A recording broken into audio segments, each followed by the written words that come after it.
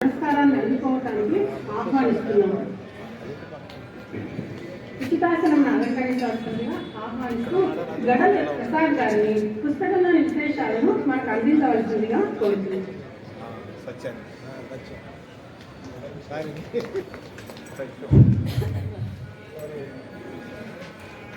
ఈరోజు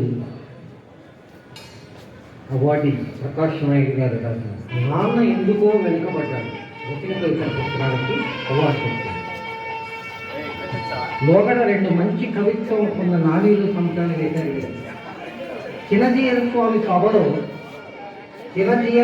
స్వభావం పనికళ్ళ భరణి నాన్న ఎందుకో వెనకబడ్డాడు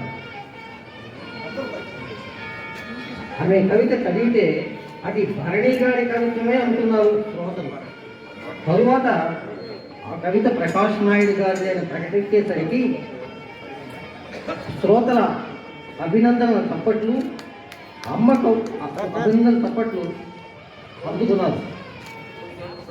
మొదట్లో ఎప్పటి నుంచో మనం అమ్మ కవిత్వంలో వస్తున్న అమ్మ కవులు మంచి ఊపులో ఉన్నప్పుడు నాన్న మీద అద్భుతమైన కవిత నాన్న కవులకు మహా ఊపు తెచ్చారు ప్రకాష్ నాయుడు గారు.